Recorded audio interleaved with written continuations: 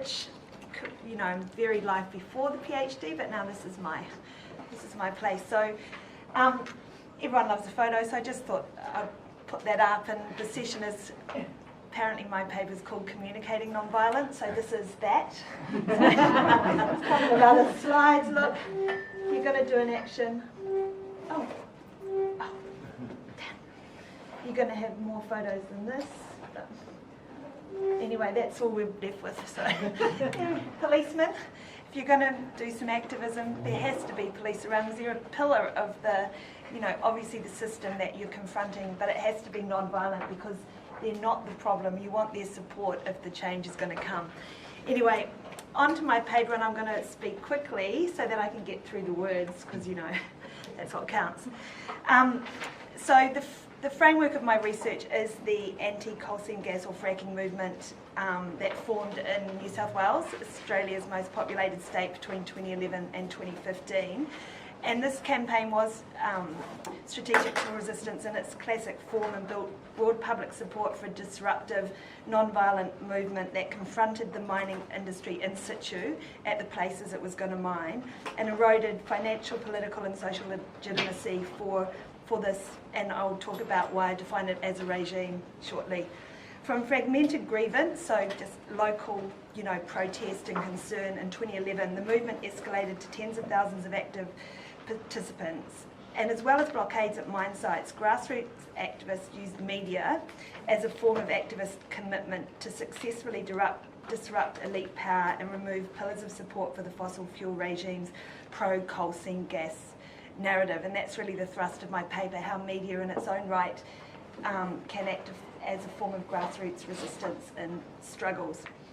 Industry regimes and political actors themselves invest significant resources in media assets and expertise because they recognise its ability to influence and negotiate power.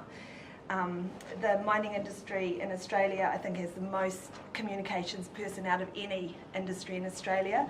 You know, these professionals in there every day working out frames and messages that can carry their message and keep that power of that regime going across the social and political and economic spheres. Now, non-violence is not only the absence of violence, and I know I'm talking to a whole bunch of non-violent scholars, I hope. And in a democracy where police are a respected pillar to maintain peace and a safe social order, like in New Zealand, like in Australia, physical aggression is never going to get you any points. It's never going to score you anything or help to achieve any goals.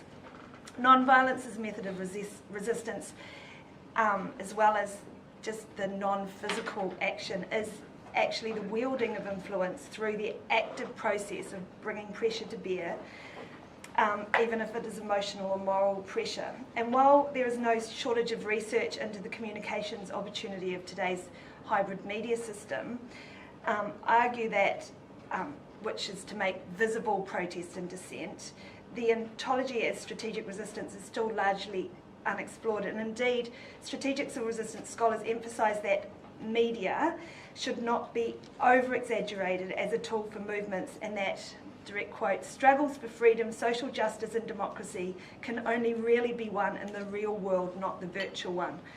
I did comment to someone yesterday that if I could make one contribution in my lifetime, it would be that whenever people were referring to the content of news media outlets, they should say that rather than media, because most people say media and they refer to the news outlets which they feel have the power to dictate the messages that they're hearing across society. My argument is that grassroots media, which includes social media, which is the media as a form of commitment by resistance actors, is a very strong force to shift and change those frames. My research does show how grassroots activist media practice wielded influence in this coal seam gas campaign to confront and shift power. So it wasn't just about saying, here we are, we're really concerned, government, do something. It actually targeted specifically mining power and confronted that on its terms and forced it to answer and, you know, make its case in public.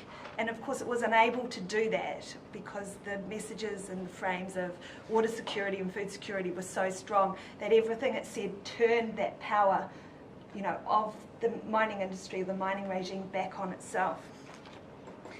I explore this influence on public narrative through the concepts of media practice as a form of activist commitment, media networks that form between actors using social media, and media jiu-jitsu, using that term of sharp political jiu-jitsu, but looking at it in the media space as a strategy of media as a process to turn the opponent's own power against themselves. And now this is into my little rant, so I'll be really quick so it doesn't take up my whole time. It's called A Quick Word on Industry, Regimes and Violence. Scholarship on strategic civil resistance has a tendency to define liberation and freedom within the democratic context of government and the boundaries of the nation state.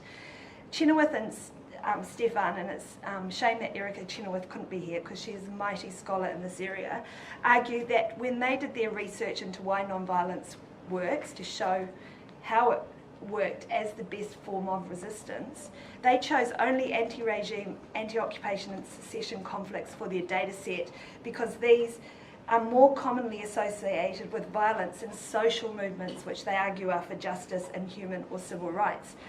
And indeed, conflict only hits the radar for conflict and civil resistance scholars when suffering manifests directly as events of lethal violence. So when there are dead people, when there's a dead koala on the ground, that is when a dead protester on the ground from the conflict with, for example, police, that's when conflict scholars say, hey, this is really interesting. But not when it's non-violent, like our movement was, with tens of thousands of police interactions and not a single incident that could be mediated as problematic. So I'm asking, what if the conflict is over the millions of indirect future death, suffering and civil conflict that will occur from the downstream impact of climate change, such as heat waves, extreme weather events, the dislocation and conflict caused by mass migration, and the famine and the drought? And the elephant in the room, I think, even here at this conference, is global warming and the failure to actually define the regimes that are perpetuating that violence. And that, I think, is a failure of those climate movements to actually define regime within that strategic civil resistance framework. And so that's why I very clearly argue that this conflict in New South Wales against coal seam gas was against the fossil fuel regime, and they were the opponent, just like any authoritarian regime were. Strategic civil resistance is a method of action that focuses on the consent that perpetuates a regime. Removing the power of the fossil fuel regime is about removing this consent. It's not about, and this is where we fall down again in democracies, it's not about everyone voting green, but citizens and MPs and the processes of the democratic state removing the pillars of power holding in place that specific regime, such as financial investment, the lobby groups from the mining industry, the supply chain and production and supply, and individual companies' own marketing and communications. The fossil fuel industry, as I did say, it was a rant, and its supply chain crisscross the globe, supported by private and government finance, of which I'm sure everyone in this room is funding, and a legislative framework embedded in the process of democratic governments. It is a powerful regime. And another part of it is that collaborative relationship that large mining companies and lobby groups have with institutional media itself. So therefore, grassroots resistance as a form of media to challenge those frames that just slide through every day is a form of activist commitment if you're concerned about global warming, which is quite a big concern for me. The fossil fuel industry is just like an oppressive dictatorship that challenges freedom, social justice, and the citizen objects of democracy.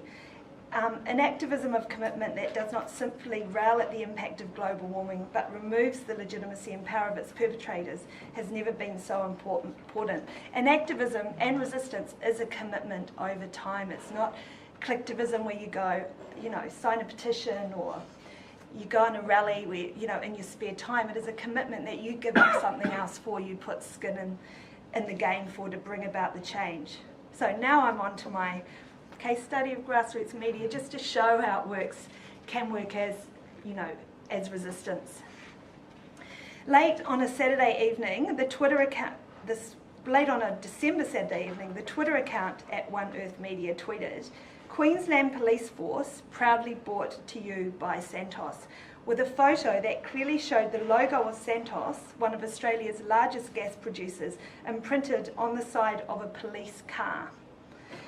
20 minutes later, the at One Earth Media tweeted again, because he'd been researching and thinking, this can't possibly be true. How can, the police, of our state be sponsored by a mining company?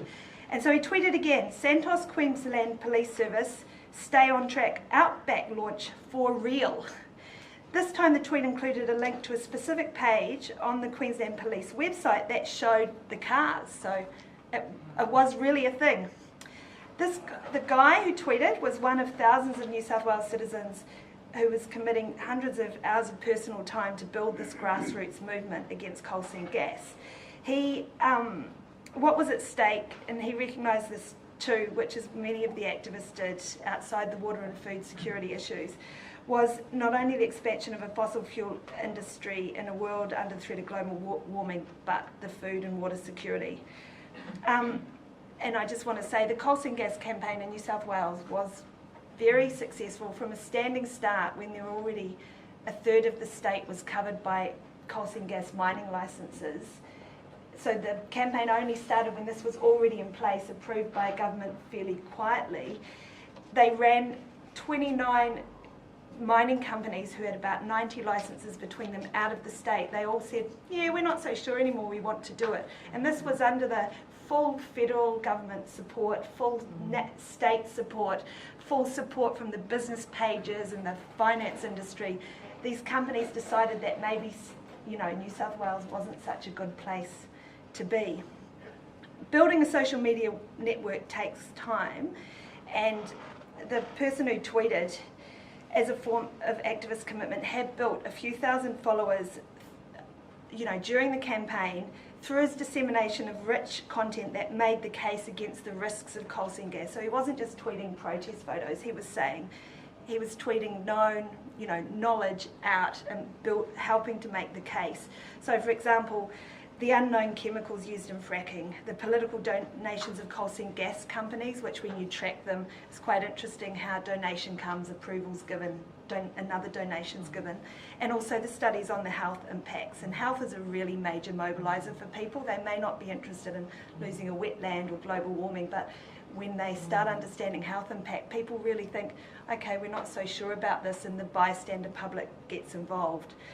Citizens receive less and less news content direct from the source, from media. Most people now get it through a Facebook feed or a Twitter feed or a Snapchat feed. So a grassroots media network built on trust is a very important way to disseminate content that other friends might not put in your news feed. That is why this commitment to sharing, knowledge content is very important about things that you're concerned about, because that is the only way people will get it. When you take that HTML from your newspaper and you put it on your feed and it circulates across different networks. But the labour-intensive building of connections and then using these channels to make an issue is not just about the visibility but legibility. Activists spend significant time searching the internet, which is what Mark Anning had been doing just on a spare Saturday night, following up leads in the way a professional journalist would, undertaking investigative research and wake to a movement narrative. They now use digital technologies to watch and monitor the same elite power that in the past watched them, and to forensically analyse, challenge or correct the facts. And you often see this in political campaigns where someone says something and everyone gets on social media and goes, I'm not sure that's true, hey, what about this? And the collaborative form of knowledge takes place to verify, as a crowd-funded fact checker. But as a translation of this knowledge into power that shifts the status quo, disrupts elite power, and that shifts it to acting as strategic resistance to achieve strategic outcomes. 3 minutes to go.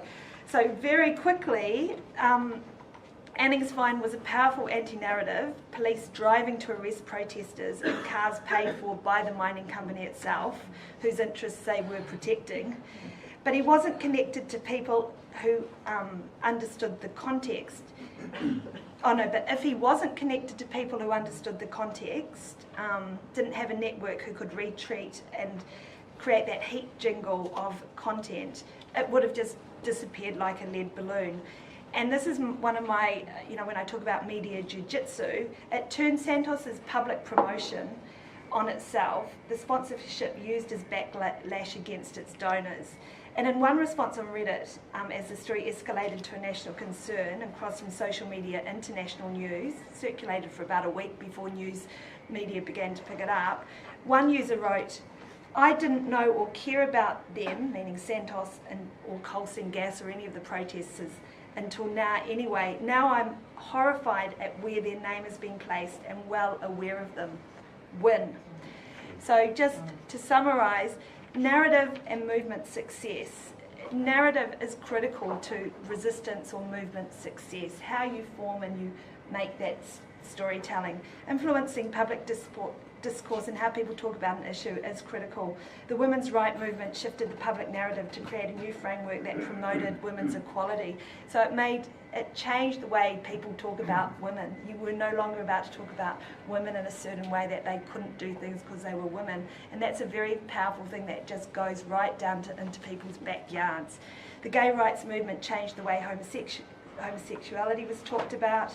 The US civil rights movement removed legitimacy for language and policy that systemised black segregation. Each movement identified and named the systemic oppression, making legible its inequities and introducing a new discourse. More recently, the narrative marriage equality has increased acceptance for LGBTQI rights, calling out the inequality embedded by this discrimination. And so I will stop here. The way that news media talks about an industry regime is a significant part of its social license and legitimacy, and that is why media, grassroots media, and the way, the commitment to changing the way something's talked about is, a very important part of any resistance movement. There you go. And it's